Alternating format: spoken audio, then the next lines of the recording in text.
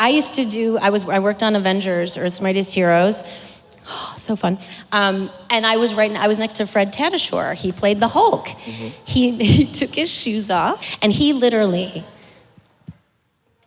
was the Hulk. Like, he was like this, and he was like, I literally was ducking. I'm like, whoa, because he's like, Hulk smash, and I'm like, dude, whoa. Of course, let me go ahead and introduce this amazing celebrity. Of course, she has voiced numerous characters on animated series, features and video games, commercials, and toys. Of course, she's done characters that you love, like Tails on Sonic Boom, Wasp on The Avengers, and Jazz on Danny Phantom. Of course, she's done movies like Monsters University, Ponyo, Spirited Away, and Cars, Valkyrie Chronicles. She is one of my personal favorite RPGs, Xenosaga as Cosmos. Ladies and gentlemen, I introduce you to Miss Colleen O'Shaughnessey.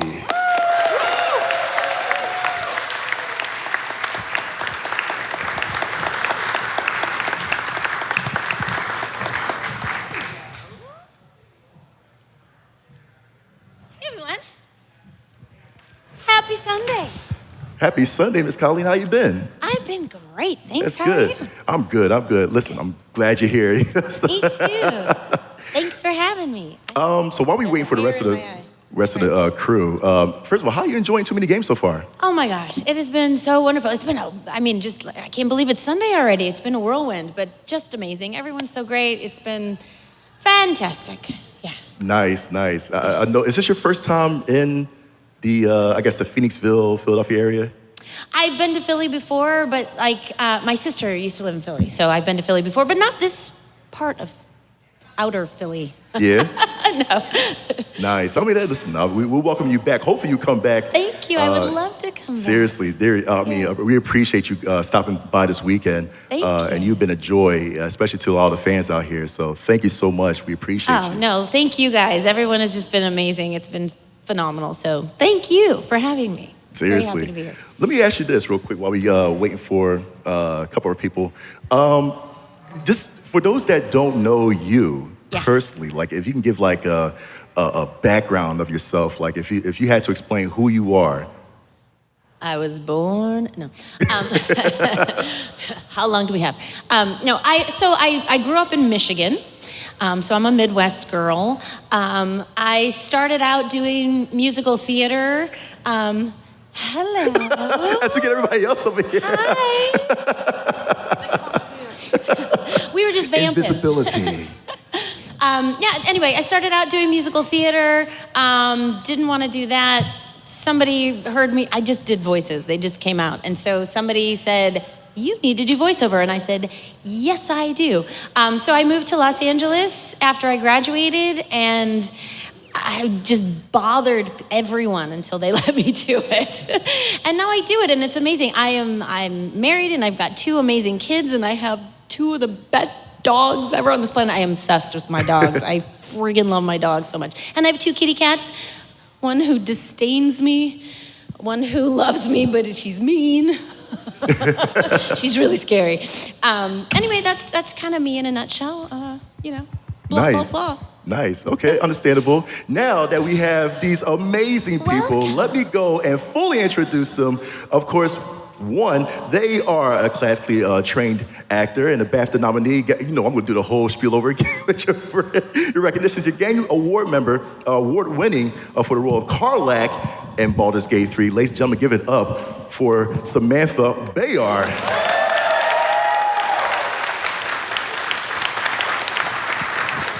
And last but not least, my favorite guy right here, man. He's born and raised in Boston, Massachusetts. You gotta be Boston too, man.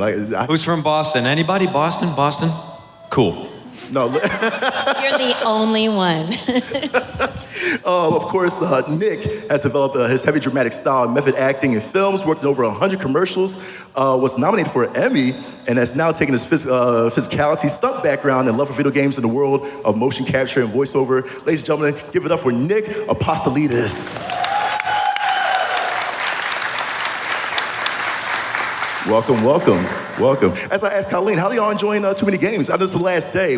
I hate to see you go. This has been fun. You guys having a good time? Who are video game fans here? Oh, we all video Only games. 2? Like, what, 3 people? Hands up if you love games. This is the gaming convention. Who loves games? There we go. That's how you do it. She gets it going. Hey, sorry we're late, by the way. Sorry to interrupt your We were your wonderful signing intro. things, and the time got away from us. It has, yeah, but we've been having a great time. This is a highly organized show. Really, we go to a lot of these things, and we're kind of blown away by the organization here. We're having a good time. They're never long enough, but we're just happy to meet all you guys. Listen, we love you. We hope that you come back. Seriously, is this your first time? We asked Colleen, was this your first time in the Phoenixville, Philadelphia area? No. I've been to Philly for like a 10-day convention a long time ago. I love Philadelphia. It reminds me of Boston, the city you've never been to. No, I love the area, but yeah, first time here in Phoenixville, like in the burbs, as we say. But it's a great area, great people. Did you say 10 days? This was an auto convention. Oh, okay. I was like, Yeah. 10 days? Like, I did a 4-day one once, and I was like, oh, I don't know about 4 Those are days. killers. You get burnt out easily, exactly. How about you, Sam? I've never been here in my life. Hey. Thank you. Thanks for having me here. It's awesome. I'm going to check out Phoenixville tomorrow. No, I'm gonna recommend you, all 3 of you, is to go and get a cheesesteak. But people gonna Yeah. tell you from where. Yes. So- and you all have different answers. So Please, I'm work saying- it out between you. Listen, I'm gonna tell you, and the crowd will agree, do not go to Pat's, do not go to Gino's. Don't. That sounds like consensus. Okay. Yeah. I believe you. Killed the room. That's it. That's all I'm gonna say. Just, Yeah, you yeah, can go yeah. anywhere else, Don't go to but Pat's stay and away from Pat's and Gino's, or your life is in danger. There you go. Awesome. All right. Exactly. But now, for those that are brand new, for those that don't know you, and we asked Colleen as well this too, give us a background of yourself as far as voice acting and MoCap goes. How long have we got? Not forever. So I've always loved storytelling. I've always loved games. Didn't really know how they got made. They kind of just appeared in front of me. So kind of went round the long way. I was at university studying English literature because I liked stories. There was a module on Shakespeare. I got to see a lot of Shakespeare in London. I went, oh, okay, yeah, I like that more. That performing thing, that affects me more than just reading, and decided I wanted to be an actor. I trained for 3 years in London at Guildhall, which is a classical Shakespearean theatre training. Funny enough, they don't teach how to act in video games, and barely any audio, and that's kind of what I've ended up in. But the great thing about that sort of classical training is that it prepares you for everything. It's essentially a toolbox for the rest of your life. It's been really useful. You know how sometimes you do a really weird exercise and they go, maybe one day you might use this. Like things like animal studies, and yeah, well and it does. When you like have to just come up with something, you're like, oh, that character's a gorilla. And there's no cerebral process or method you have to do. You just have that image and you go. So it's just really useful stuff like that. As when I came out, I graduated. Apparently this doesn't fit visual media. So no films, no theatre, no TV, apart from a little bit of fringe here and there. I did a tour of The Hitchhiker's Guide to the Galaxy with the original cast because I did that. That's how I started. Love it. That's how I knew I wanted to train because I went, I know nothing. I'm really scared. So that's kind of what kicked it off. And then I went straight back into audio, and I did things like lots of things with Big Finish, like Torchwood, with Russell T Davies wrote an original character for me to play, and I was Calliope in Sandman for Audible. It was the biggest selling audiobook ever, so just throw that out there. Then I started like knocking on doors for video games. I realized, I think Jennifer Hale's performance in Mass Effect, because I was playing tough chicks in space. And then there she was, and I was like, oh, I think I could. So that was it. And then just meetups, and that's how I got involved with BAFTA Games as well in the UK. They're the only sort of official body of that size that really offer any support to devs and performers. And then Hob Sparrow. Hob Sparrow is an indie game, a little point-and-click horror game. And through that, someone from Larian waxed lyrical about how much he loved it. And I slid into his DMs, because this was pre-Musk, when it all worked and I could see everything in order. And I said, hey, how's about an audition for a significantly large role? And here we are. Oh, I feel like I'm That's the meeting origin for the first story. time. I didn't know all this stuff about that her. covers Right? like a 15-year period. So it's been Well, and then she ends up in a tiny game like Baldur's Gate. Jeez. You know what? It's Crazy. You should totally play it. It's a wonderful dating sim. Like people talk about Dungeons and Dragons, but it's really well thought out. It's underrated, I think. Your turn. One day I started acting, and now I'm here. And there you go. Thank you. I enjoy brevity. No, I'm just kidding. I'll try to make this quick. I was working in hospitality about 15 years ago, and I was around people all the time, and I was very good with people. And if you ever hear something 3 times, if 3 strangers tell you something in your life, the same thing, they say that's the universe speaking to you and nudging you in a direction. And so time after time, my guests in the hotel would come up to me, people that knew me, new guests, and they would always say, they would ask if I was an actor. And I would say no. And they would say, well, you should try it. And I heard that like 50 times. And I would ask them, like, well, why do you say that? And they said, because you're a concierge, and that could be a really schmoozy position because they're trying to get tips. And they said, but when you speak to us, you have very honest eyes. So I heard that, and I said, you know what? Damn it, I'm gonna try it. So I grew up in Boston. It's a college town. There's a lot of great film programs in these colleges and everything. And so I started auditioning for student films. I booked a couple roles. I had a leather jacket and a gun, being a detective, and I said, you know, this is kind of fun. So I actually just, I took a dive, and when the economy crashed in the world around 2008, 2009, I decided to quit my very high-paying job when I was about 25 years old to make absolute peanuts that were cut in half in the acting world, doing free student films and everything, and I just went in that direction. My parents thought I was crazy, and eventually got into video games, and my mom, you know, wanted to throw my Nintendo out the window when I was a kid. That's all I did. She thought I was gonna rot my brain, yada yada, but now I'm working in them, and I'm like, Ma, I told you so. All that stuff. Yeah, and you know, I developed, like, I don't have like the formal training of a lot of my colleagues, but when you're in a small town like Boston, it's not a big place like LA where there's like hundreds of thousands of actors. It's a small pool, and you can actually, you know, book roles. And I was booking dozens and dozens of independent stuff, shorts, features, music videos, whatever. I was auditioning. By the time I moved to LA, I already had 4 demo reels. I knew what I was on camera. I knew what I wasn't. Now I keep training. And my stunt background came from the fact that the stuff I was working on, they couldn't even spell the word budget. This was, you know, we had to do everything. So I started as a set designer. I was building props. I was doing my own stunts. And that's how I learned and came through it. And then, so here I am.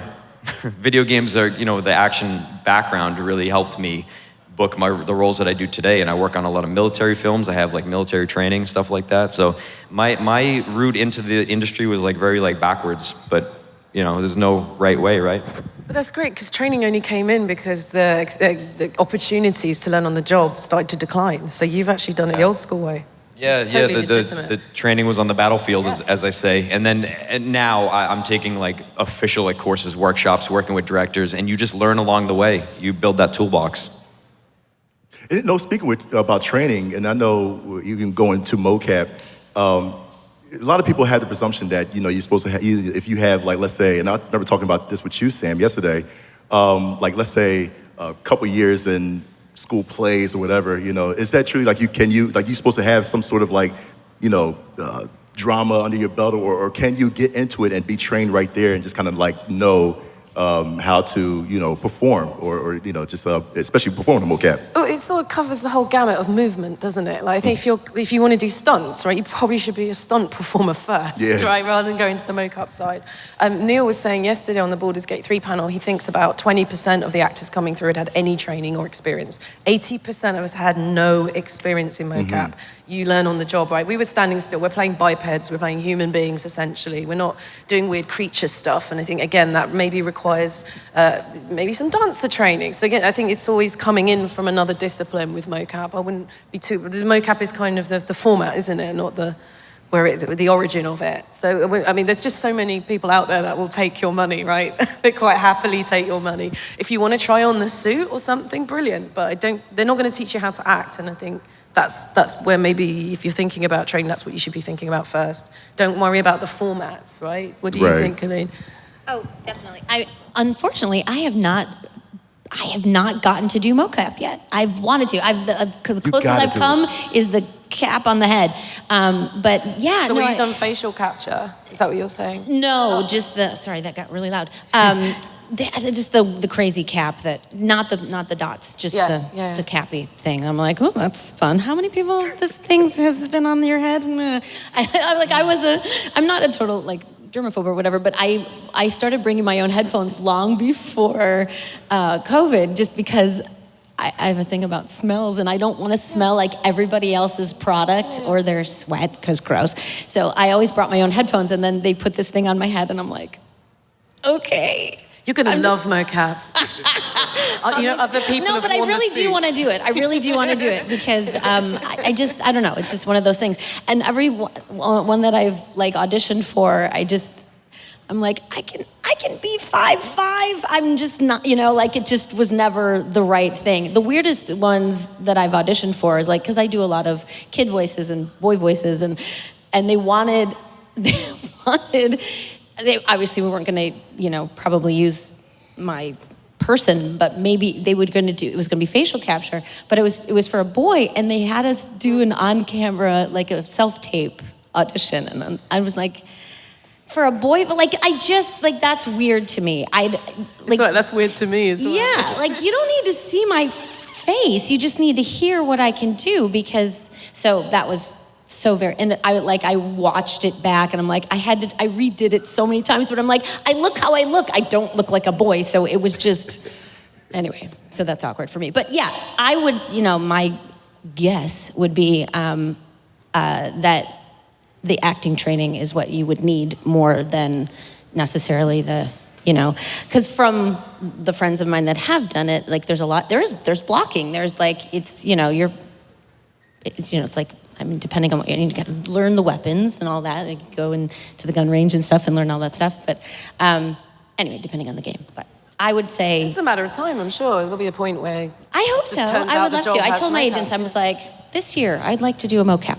So I don't know. We'll see. Honestly, if they do an animated CGI of Boruto and they ask you to do a MoCap Chocho, please do it. We'll love that. Super Chocho butterfly mode. Oh, that would be glorious. I would love it. I would love it so much. But going back to voice acting, did voice acting come naturally for all three of you, or was it actually a skill acquired? You had to train for that. Did you do I guess acting? I'm trying to think maybe doing random impressions, always acting out in public, or do you have to train for that when you desired to do that career? I'm still trying to bridge the gap between voice acting and physical acting for me. Now, we did talk on the other panel. Neil spoke a lot about it, that the core of voice acting is acting, yes, and everything helps you, whether you have Shakespeare training or anything. It's all acting. You need to understand the words, the subtext, and all that stuff.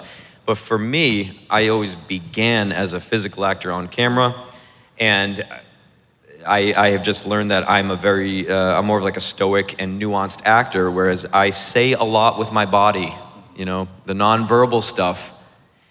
A lot of my message comes through that way. And so when I'm now in back of a microphone, and that's all you hear, that's the message, is the voice, I find it hard, a lot of my nuanced acting gets lost. And so I have to kind of make up for that now. So I'm still learning how to bridge that gap. And that's kind of weird because people think I'm this big prolific voice actor. I'm really not. I'm more of a physical guy. My bread and butter is performance capture and MoCap. Mm-hmm. Who also does voiceover, and the voice is used. It's almost like a byproduct, So I'm still learning, guys. And if anyone's pursuing it out there, I know many of you ask those questions, the advice to give an aspiring voice actor. I'm an aspiring voice actor as well, okay? So just keep training and learn what you can learn. Online has, it's a plethora of resources. Use it, train locally, That's what I can say. I've been doing it my whole life. And I didn't even realize I was doing it. From forever, if there was an animal or a baby or something that could not speak, I spoke for it. It would have an expression on its face, and I would just give it a voice. Always, forever. I ran around the house. I'm a lot older than probably everyone in here. But I was a Saturday morning cartoons kid. I was an after-school Flintstones and Jetsons kid. At Scooby-Doo, I watched it all, and I was around the house. I was Captain Caveman and Captain Caveman, like all over my house. I was the Shmoo. I was Foghorn Leghorn, like I was all over my house. Fozzie Bear, waka waka. Like the crazier the better, that's all I did my whole childhood. And I would do animal sounds and whatever. Like I got to work on Planet of the Apes, like additional voices stuff, and it was like a whole group of us, and I was like, I get to do monkey sounds for 4 hours? Like it was like my dream come true. But seriously though, those were kind of intense sessions, because Planet of the Apes is not just like, they're not silly monkeys. They're having, it's a rough time. And I felt like we were in an acting class. You heard those acting classes where it's like, you're trying to get the emotion across, but just use gibberish or whatever. It was very much like that, but using ape and monkey sounds. So I was like, I feel like I'm in a weird improv group right now. But it had to be so grounded and so like real, because these apes are being, tortured, and it's sad, and they're like, okay, you've had and they would like really lay the scene for you. But anyway, yes. So like when I was saying earlier that somebody overheard me, they would just come out. Voices came out all the time, and just in regular conversation. Anyway, so that's when that person approached me and was like, was that you? And I'm like, I'm sorry. They just come out. And she's like, no, you need to do voiceover. And it just didn't occur to me that was a job. Like I've been watching it my whole life, but it didn't oh right, there's a human behind that. So that's where my path led me after my glorious degree. But it was all the training, so. Can I just say thank you for that answer, because you're so clearly a voice actor. I am not a voice actor, because I work from the physical first and the voice is a result. And that love for all the sounds you can make, the fact that that's clearly an athlete's muscle you've got there, that focus, that joy, that enthusiasm for the different noises you can produce makes us so different in terms of if we have to categorize ourselves. And I have so much admiration for what you do. Well, and I always, people are like, well, how do you do it? How do you sound like a boy, or how do you do? And it's so hard to put into words how you do it, because you hear it in your head, and then you're just able to, spew it out. And the only way I can equate it is to music. Even if you're not a singer, everybody whatever sings along to the radio or whatever. How do you do that? How do you make your voice make that note or whatever? And that's the closest I can come to it. I'm like, okay, if this is your instrument, you have to learn how to play it. So anyway, but. That's great. That's such a great answer. That is fair. We just busk it, don't we, baby? We just play one tune really well. See, when I was watching cartoons, I wasn't doing the voices like you. My imagination didn't work that way. I would just watch what I was seeing, and as a consumer, as a kid, I would just be like, hey, wow, that's cool. I would just enjoy it. I get lost in a story. I absolutely lost in a story. I sit there quietly. Really cool. Yeah. Well, I sat and watched, and then when it was over, the training begins. Let's reenact the whole thing. I did it all over my backyard. I don't know. I was a weird kid. Well, here's the funny thing, because, and just to piggyback off of what you're saying, Colleen, I remember, I'm going to geek out with this. I remember one session, I looked at one clip of your Sonic Boom. It was like a table talk or read-through, I believe. You had it was Travis, and then Roger, of course. And I don't know if it's true for everybody, but when y'all was in the room together, I always thought that when you go in for voice work, I gotta say voice work because of Neil. When you go for voice work, my presumption is you're letting your voice do the work. You don't have to do anything else, whatever, no gestures, no animated stuff. But I see from the clip, y'all, especially Mike, doing gestures left and right, twisting body. I'm like, is that necessary? Does that help you bring the character to life? What do y'all say? Absolutely, and it's like what you were saying earlier, Nick, about some of the subtle acting things that you can do. It sometimes get lost, but I cannot do voiceover sitting down. I don't know how people do it. You have to put it into your body. You have to whatever character you're playing. I used to do. I worked on Avengers, Earth's Mightiest Heroes. So fun. And I was next to Fred Tatasciore. He played the Hulk. He took his shoes off. And I was always next to him because some directors or engineers like to assign you a microphone. And he was the Hulk. Like, he was like this. And he was like, I literally was ducking. I'm like, whoa. Because he's like, Hulk smash. And I'm like, dude, whoa. Like, but it really... But yeah, how else does he make that sound unless he physicalizes it? 100%. So, yes. That's awesome. How about y'all? I think the first experience, like behind the scenes, seeing a voice actor is probably Robin Williams as the genie. And I just remember him bouncing around the booth and going, that's what it takes to get that performance out. And I thought it was pretty cool. It's like, I don't want to do that. I don't want to do that. That looks fun for him. And I applaud you, but I've worked with some incredible animation artists in my time, and instead we're a different breed. Like, they just do what they have to do to get that voice out of them, and I just think it's incredible stamina and resilience, everything they have. There's so much admiration. On the other side, having done more cinematic things, so I've done lots of sci-fi and fantasy audio dramas, right? So we did Aliens, we did obviously Sandman, Hitchhikers, all that, and it's action, right? And you get the occasional A-list film actor coming in who has no respect for the genre and does film acting into a microphone and just like sort of like this and thinking very intensely, and they're going, okay, right, so and the poor director has to kind of teach them voice acting in the next 10 seconds. So that's always a joy, and it's quite humbling for them. So it just boils down to the more you know about the art of acting, the more you know, the more you're going to be prepared for whatever is thrown at you. And a lot of people don't know the differences between some of these, what do you call them, sub-genres of acting. I would say that's fair to say that, because they are slightly different. They require a little something, but... Levels of energy, isn't it, right? Sure, yeah. Essentially, or concentration. Because on film, and I guess you are Robin Williams. Yeah. In a comedy role, you don't want to be bouncing off the walls to get that voice. Yeah. Because that's weird. Robin Williams doing the genie is a different energy than ASMR. Yeah. Right? A little bit. True. Just a little bit. But I'll tell a quick story about the physicality of the acting. This is interesting. During Resident Evil 2, some of you might have heard this in an interview, but one time in the voiceover booth, I actually choked myself out. And I didn't do it on purpose, and I don't recommend people do this, but I passed out in the booth. Because the very last recording session we had for RE2, we were doing a lot of death efforts, sounds, whatever you call them, and I think you guys are familiar with this. They're very intense. When people die, your characters die, they get lit on fire, blown up by grenades. It's painful, you hear it in the game, and that's because it's killing our voices.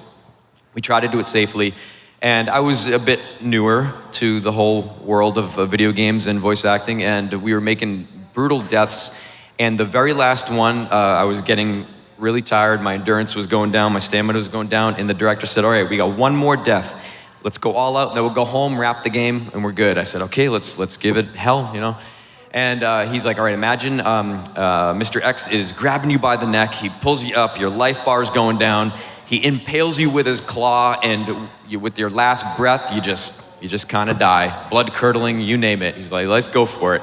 The room was hot, I was sweating, I was lightheaded from all the screams.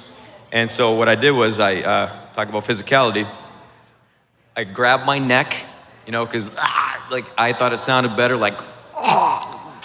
and then I was, cutting off my air supply. I almost just passed out there. I had the blood in my mouth, so we go,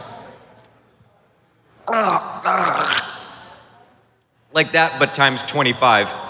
And I took his note of, we want to hear your last breath, and then you let go. And so I was squeezing too hard.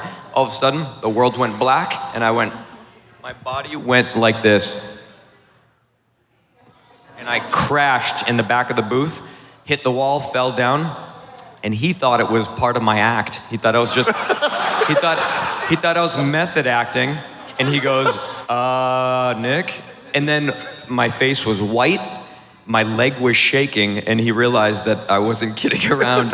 So he goes, oh my God. And he comes over, and I go, I think I just passed out. And he goes, yeah, you passed out. And I was like, did I break anything? they thought it was so funny, like I was okay. They thought it was so funny that Capcom actually put that sound file in the game. So one of the times where I die, it's that very take where I crashed in the back of the booth. Talk about physicality, yeah, it takes a lot. Don't do that at home, guys. Don't choke yourself out. Or professionally, just don't do it. So, Please don't do it. really quick, I Wait, learned you my didn't- lesson. You didn't impale yourself? No, I didn't. Come on. But in RE4, I learned my lesson. In RE4, Leon gets choked 5 times in the game. I did those takes on my knees. Just in case. And for one of them, the director, Steve, this other guy, one of them, my face went, he said, like every shade of red and purple. And he's like, you don't need to do that. I was like, well, for me, I do. Nick, if you were doing that today, what would you do differently? I would lie down. Hey. Definitely clear the space yourself behind comfortable. you. I would get my pillow. I mean, Oh my God. Listen, how dare you endanger your life for our enjoyment to play these games, man? Like, seriously. But that's bringing the character to life. Exactly. Now, you brought out an extreme, example of what it's you've extreme, done. and I don't recommend it. I mean, we have trained people here that probably can get there without doing that, but I'm still learning. I'd say there's adrenaline and there's people pleasing, right? And there's the fact you're in it, and we want to do the best job. We want it to sound, and we don't want to have to do it again and again. So I think we're unless we're really advocating for ourselves and asking for breaks and that thing, it can get dangerous quite quickly. Yeah, but stay healthy, guys. Really, pursue it in a healthier way than I do. Right. I'm not advocating for it. But now, Don't do what I did, kid. Don't make the same mistakes I made. But now, for both of y'all, is there like any habits that y'all do as well too when it comes to voice acting?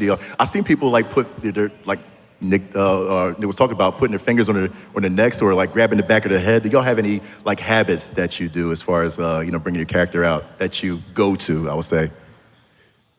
For efforts, like just very quickly, for efforts in video games, if I was being stabbed in the stomach, You're right. I'm just going to tap it, so I've got that accuracy, or an arrow to the shoulder might produce a different sound. It's always about that specificity, isn't it? Sure. So just I sort of physicalize it slightly, try not to self-asphyxiate while I'm doing it. Yeah. Well, it sometimes depends on the character, but yeah, for sure. Like, they're like, oh, just give me a library of, getting attacks, like getting hit. And so, yeah, there's the gut punch, and they're like, oh, you just got shot. Okay, I've never been shot, but let's see what that might, right, that might sound like, yeah. Or giving damage, like, okay, am I throwing something?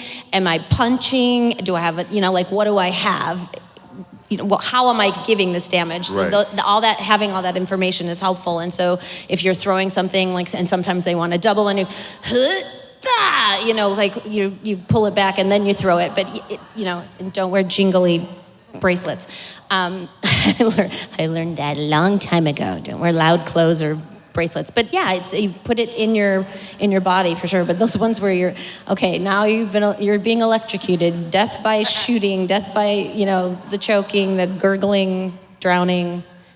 Yeah. But the other thing though too is you have to take care of your voice, and I've having done it for so long, and luckily having a singing background, I do know how to take care of my voice. But sometimes games and you're in it, and sometimes you're not thinking about that. You're thinking about the moment and what's happening, and sometimes you take it too far, and the next day you're like, oh no, what have I done? But I've learned I do vocal warm-ups before sessions now, even if I'm not singing. I used to only do warm-ups for singing sessions. Now I do them for all of my sessions. Because even just talking, even if you're not death and dying and screaming, talking for 4 hours tires you out, especially if you're doing a gravelly little boy that just Konohamaru murders my throat, especially in a game. Oh my gosh, Konohamaru in a game. Right. You better make it Friday afternoon, because I won't work the rest of the week. But no, that's true. That's fair. Yeah. One more question. Before I actually ask this question, we got some time. I'll make sure that the audience knows that you can definitely contribute and ask some questions as well too. There's a microphone right back there. You can start lining up as well too. Before we get into the audience questions, I want to ask this for those that are aspiring to be voice actors, go to MoCap. What are some challenges that you had to face, and how did you overcome? Some major challenges that were like hiccups. stamina for knowing that auditioning is part of the job. Like, you have to be ready to get, told no a lot. 80% of the job is auditioning. And I don't know what the percentages are of what you end up actually booking, but you have to get into the mindset of, I don't have to audition, I get to audition. Because you can't get the job without the audition. And there are times like once, when you have a body of work and there are people that know you and they've worked with you, then sure, sometimes you get that phone call, hey, we know Samantha can do this, we're just gonna call her up and have her do it. But, and maybe this is different for you guys, but for me, I still have audition all the doggone time. So, Right. Yep. Sam, how about you? It's a really good question, because I think we've talked about techniques so much, so I think we've covered that. So it's more industry stuff and mindset, and that there's so much rejection out there. You have to be so confident in your own ability and just your uniqueness, right? That's essentially what it comes down to. Love the craft that you're in, love what you're doing, see it as an art form, because when you're not booking those jobs, it's not you most of the time. There's so many factors out of your control, and you have to be cool with that. And that's a mindset thing. I'm not quite sure exactly how you do that, but I think over time, I haven't booked a big game since Baldur's Gate 3, and that surprises people. But there's in the UK at least, there's no gatekeeping, there's no casting director that's going to remember you for the next game. You have to start again, start knocking on doors, And I'm cool with that. I know I did a good job in the thing, and I'm like, okay, the time will come, and I don't know when, but it will. And you don't want to quit just because you had a bad year or something. Yeah, I would say, second everything that they've said, yes. But what I tell people when they ask me that question of any advice, my quick advice is very, very crucial. In my opinion, it's sound advice, and that is you have to want it for the right reasons. And if fame is your number one immediate goal, you probably shouldn't attempt this. But if you really enjoy doing it, do it and love it, love the process. And a lot of the process is auditioning and training and learning it, but it's gonna take you a long time. You're not just gonna be discovered on the street and say, hey, you look like you're the next star in the next big game. Like, you really gotta bust your ass, okay? And that goes with anything in life. I was gonna say, if you're looking for fame, don't choose non-visual art forms like voice acting and MoCap. But, I've been recognized on the street 3 times. That's pretty cool. In 8 years. So I'm just saying, that's not why we do it, right?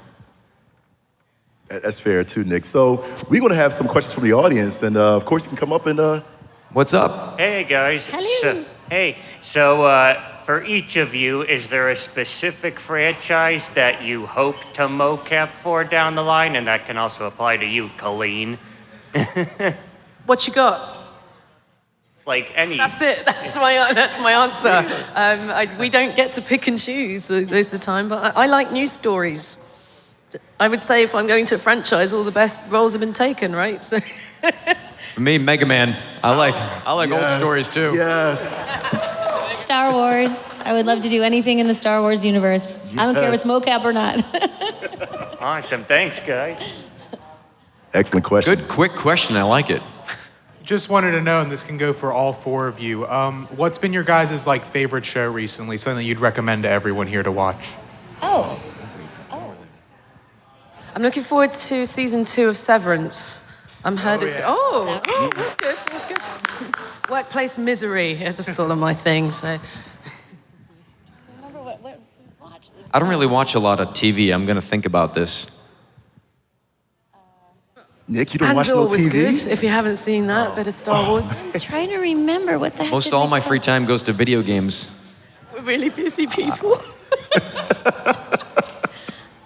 We just finished all of Peaky Blinders. We watched all of it, which was so good, but 6 seasons of that all in a row was a lot. But we loved it. It was great. Yeah. How's your Birmingham accent? I mean, it's all right. I'm surprised nobody says Squid Games. I'm looking Liverpool. for this. Well, I want to say Peaky Blinders, but I'll bleep to myself. Hi, guys. Hello. Kind of a generic question, I guess. When you walk into the studio to do either MoCap or voiceover, what's like the prep process for you? So like you walk in the door, what happens before you go out on stage and do your performance? Like, are there meetings with the director? Is there like a setup process? How does that work? I can talk to Baldur's Gate 3. Obviously, we did them via a MoCap simultaneously. You get in the suit. Okay. That's the prep. And then you go in the studio, you meet the director. You may or may not have worked with them before. They'll talk you through what scenes we're doing today, and that's it. You go in. It was very, just get up and go. There's no blocking or? No, because we did it singly, and we were glued to the spot. Glued to the spot. It was Okay, very got easy it. to do. We just had to, what the discipline was that we did it line by line because there's so much choice. There's very seldom we got to do a monologue or anything. And you started from what was agreed to be a neutral position for your character, and then you'd start and end the line on that. So there's no flow whatsoever, but it has to sound like there is. That was what you had to do, yeah. And every studio works completely differently as well. Because I know I'd love to do one with more like a theatrical film, I suppose, where you have got the whole set behind you, or it's at least represented. The set is represented, and then you're walking through a full scene with other actors. I'd love to do that. Yeah. The projects that I've worked on, a lot of the Resident Evil games, we do warm-ups, like physical warm-ups a little bit, just to get your body loosened up, voice, get that loosened up as well. And what they usually do is, because the environment in Resident Evil is so particular, and they visualize it. So they show you kind of on the screen a rough rendering of like, okay, so for this scene, we're in this room of a castle, and they kind of show you what it looks like. And we do have blocking out there. These are structures built out of really just like 2x4s. Just like that right there is a desk. That there is a armoire or something like that. You have to walk around the bed, don't go over the bed or something. And so you know what the room looks like, but we are in a big structure like this. It's just a big like warehouse of a room, you know that. And so they just give you an idea of the scene, and that's it. You interact with a few things that you might have access to, like a table or anything, and then they just throw that digital skeleton of you and your scene partners into the world. But they show you the pictures to say, this is where you are, and that castle in the background's on fire. Just so you have like kind of context of like the stakes here, So it's kind of interesting. You do have to use your imagination quite a bit, much like theater. Hi. My question is a little more Colleen focused, but I mean, it also kind of applies across the board. But for like getting that specific shape of your voice for things, has there been any like particular times where it will not go through, and like you really have to like really try like something, like kind of like put a different spin on it or do anything like that? Actually, yeah. A couple of years ago, I kind of lost my upper range, and I was really worried because I was like, what's happening? Like I couldn't, I sing along to the radio. I sing all the time. I do voiceover all the time. I had been doing mostly boy voices, or if it was an adult, sometimes they let me play an adult. They were like deeper in my register, so all of that range was good. And I was cast as a little girl in something, and I was like, oh my goodness, I can't, I would open my mouth and I'd be like, and nothing, not even that would come out, like nothing. And I was like, that had never happened to me before. And so I was like, okay. And it was a morning session. So I was like, called my agent. I'm like, let's not book anything before 11. Just because I don't know what's going on with my voice. And I would be very like, okay, I need to warm up and I don't know what's happening. And so I actually went to the doctor because I was like, oh my gosh, do I have notes? Like, what's happening? I was so worried. And they did the whole scopy thing, which is awful. And it's like you have to hold on to your tongue, and they're putting this thing down your throat, and they're like, sing. I can't remember if they had me sing A or sing E, but you're holding your tongue, so that was really, really hard on mine. And she's like, hold it out as long, but you've also got this thing down your throat. It was crazy. So anyway, I started doing vocal therapy after that. She said, you're good. It's just you, and it was, your vocal cords are really fun. I don't know if you guys have ever done it, but they look like jellyfish. They're like, they did not look at, because you hear chords, you think, I'm like, oh, it's gonna look like a harp. It doesn't look like that. It's more, jellyfishy. So she recommended vocal therapy, which I was like, well, I felt the singing background, like what's she gonna tell me that I don't already know? She taught me a lot, which was great. Luckily I did not have nodes or anything. She said she could see one teeny tiny little boop, and she said, knowing you do what you do, she said, I'd be surprised. She said, I wouldn't believe you if there wasn't something there. So so I did some vocal therapy, and thank God it all came back. But it was really stressful because I wasn't recovering as quickly as, like we talked earlier about stressful game sessions and your voice being tired. I bounced back really fast, and I wasn't bouncing back, and so that it has happened, but luckily it's okay now. You got it back. I did, thank God, because I was like, oh goodness, I guess I'm a baritone now. Like I don't. Join the club. Yeah, no, it came back. Hello. So while recording some of the more physical work, I was just wondering if any of you guys have had any funny mishaps, like tripping over your own feet, knocking over props, stuff like that. Passing out in the booth. Passing out. He needed the best story. What do you want? He almost died for you. What do you want? Jeez. Were you not here during that story? Are you not satisfied, sir? I'm just kidding. I did Demon Souls at the beginning of COVID. Back then, they liked to spray down the room with bleach. To get the COVID out, and you spray the room with bleach. We all did it, right? Yeah. So 2-hour session, and now you're electrocuted and you're falling 50 feet. And now you're on fire, falling 50 feet, and while trying not to die of fumes. So that was a bit of a mishap. Oh, really quickly, when you wear the suits, the what is it? MoCap suit. I forget what they're lycra. It's a lycra suit. It's almost like a scuba dive. Exactly. So it's like skin tight, but it's also a Velcro sticks to it.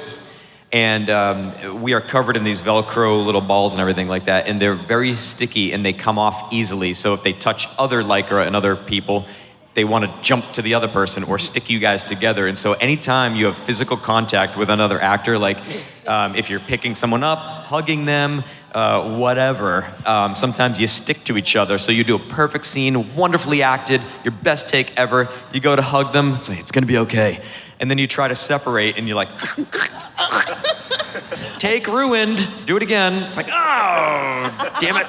That happens all the time. I just remember something because I didn't have a physical interaction with anyone else, and yet I still managed to move my markers around. So we do the full calibration, it's all working, and they'd be like, Sam, why is your leg over there? And I'm like, what? Yeah. And I somehow have shaken off a marker. You even stick to yourself. Stick to myself. They're like, why are you sitting cross-legged in midair? Love it.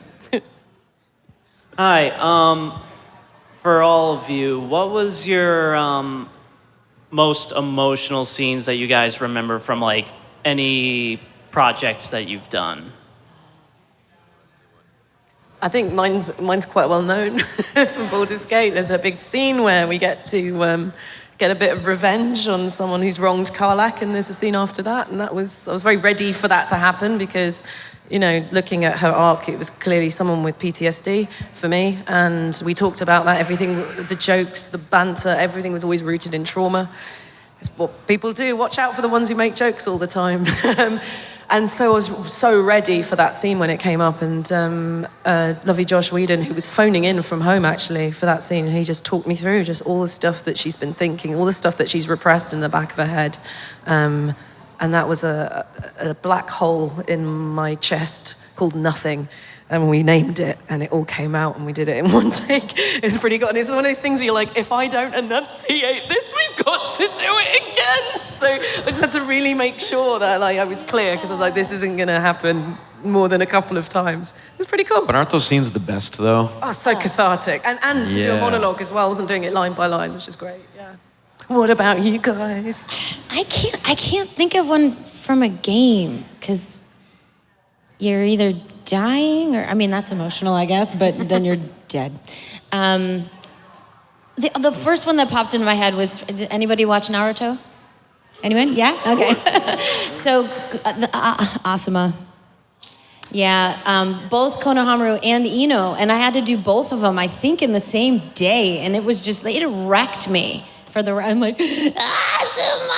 and it was just, but it was like, it was not silly like that. It was real, and it was just, it wrecked me for, you know, I'm like, you know, spoilers, he died.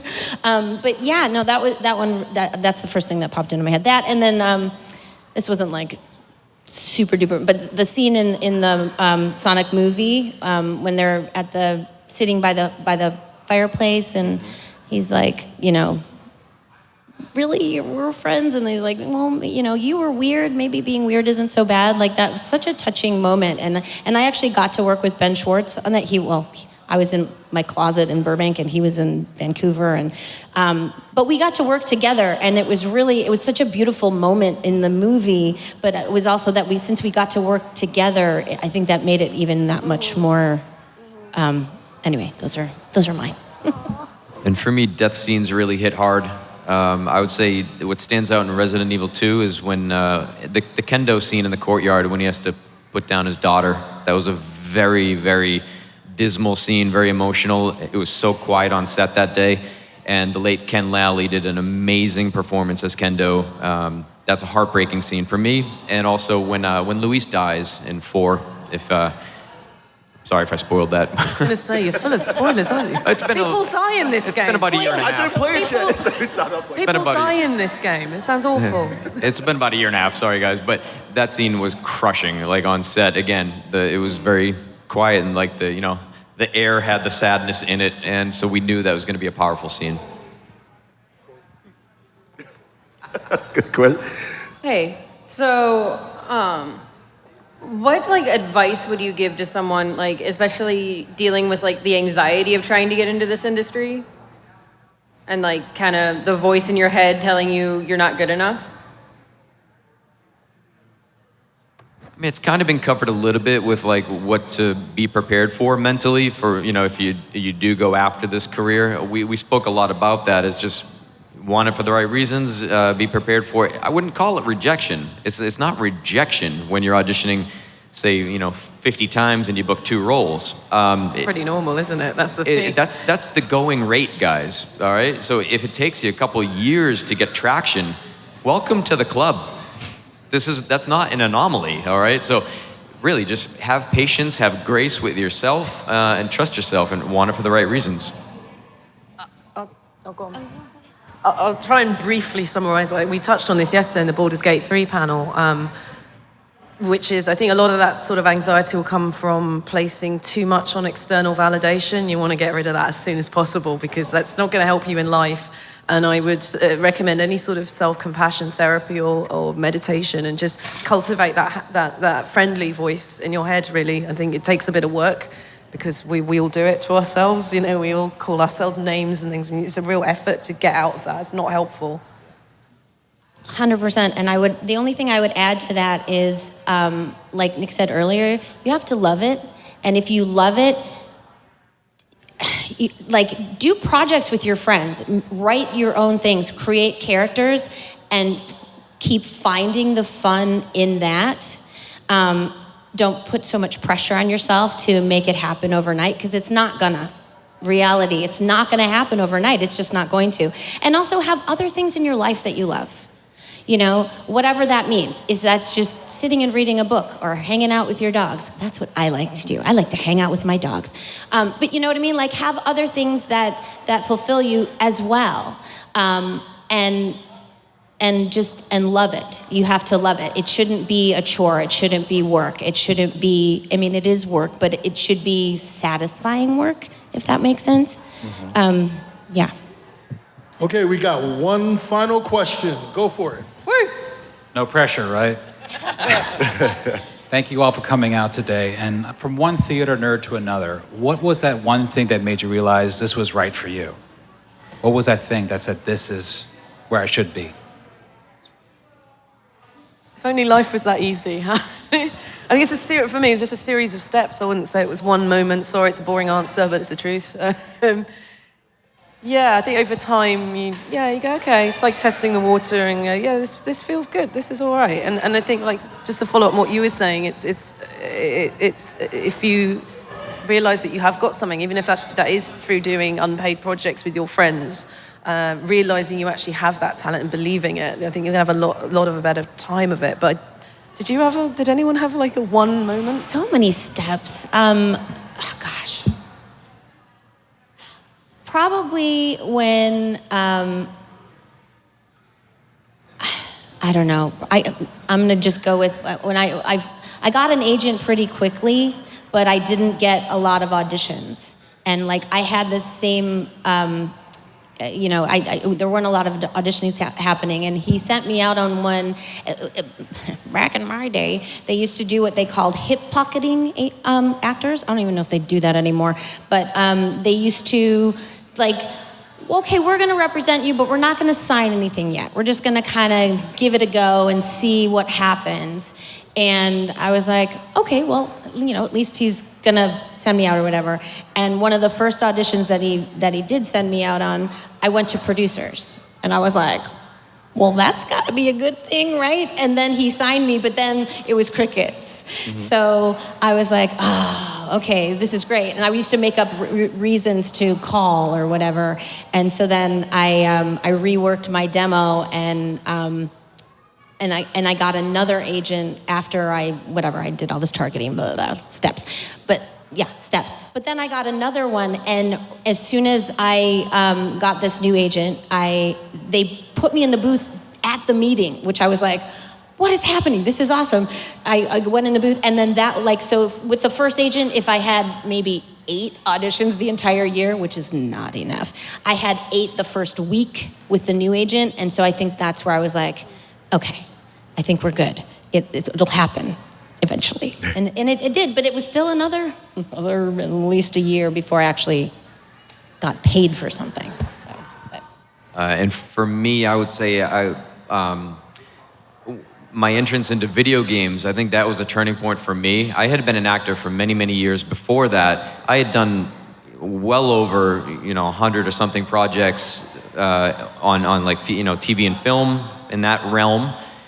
But it wasn't, and I always had fun. I was always proud of my work, and that was my trajectory. That was my career that I was going to build upon, and I knew it. But the first day that we had the round table in Los Angeles, when the team from Capcom, from Japan, they came from that country to here, and everything was translated, and we were talking about a new video game that was going to be made, and they trusted me to be like a lead guy. First of all, Capcom's they've been my favorite franchise, developer, I should say. Favorite developer since the Mega Man days back in the 90s when I was a wee little boy. And Resident Evil has been my favorite franchise. So when I was sitting in that room, there was this like weird thought that was going through my brain that I was like, whoa, this is it. Like, my life has come full circle, that I'm working with these guys on this project, and my mom wanted to throw away my Nintendo, but this is why she didn't, was this moment. And so I think I called them up and I was like, thank you for not throwing it out. Thank you for letting me play. And I think that's when it came like full circle for me. Excellent. Now, real quick, because I know there's a lot of aspiring voice actors voice actors and actresses here in the audience. How can they get started? As far as like, what's the process, step by step, in your opinion? What was the question? What's the step-by-step process on how to get into it? As far as I want to be one. I'll give it this example. I don't think that's. There's no step-by-step. There's no manual. That, right. There's no manual. I think so many of the things that we've already said. Everybody's got their different path of how they made it to this point of actually getting to do this job as a living. But I always tell people, acting classes, and we've already kind of, said, start there. I don't, Yeah, it's like true. No two careers are the same as a performer anyway, right? So our paths are so individual. I wish if someone had just said, just do these 10 things, it'll take X number of years, and then you can make that choice. But it's such a long and winding path and an individual thing. I'd love to be able to say, do these 5 things and you'll make it, but I can't. I was lying. I just bought my way into the industry. So if you got the money, guys, you could just buy those roles. Inner voice, Nick. I'm just kidding. Just kidding.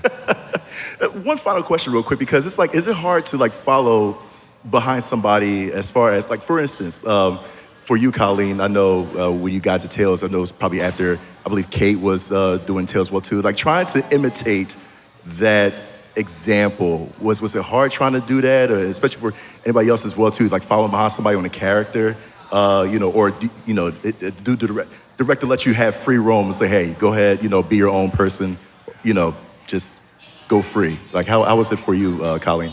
Well, I didn't have to do what she did. I didn't even know, because this is me and not knowing stuff.